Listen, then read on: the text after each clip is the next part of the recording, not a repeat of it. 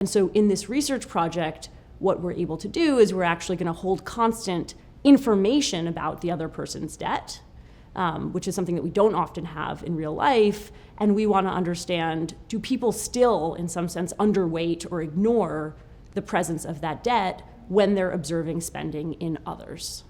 The way that we did this was by giving people information about both in this case, we looked at cars and houses as two different types of products. And so, for example, in the case of houses, we told people to either imagine that they had purchased a home or that somebody else had purchased a home. And then we gave them 20 different cases where the home was worth a certain value, and participants were also told that the value of the mortgage.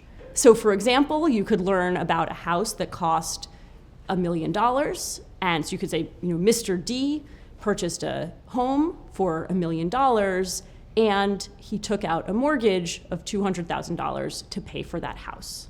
Versus Mr. G purchased a house for $1 million, and he took out a mortgage of $500,000 to pay for that house. And so we varied both the amount of the house and the amount of the mortgage.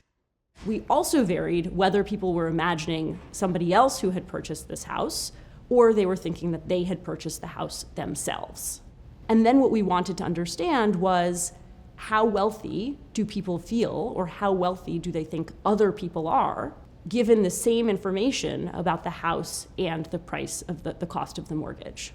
So what we found was that even in cases where people have complete information about not only the price of the home, but also the mortgage value, people still tend to overweigh the debt that they carry relative to the debt that other people have.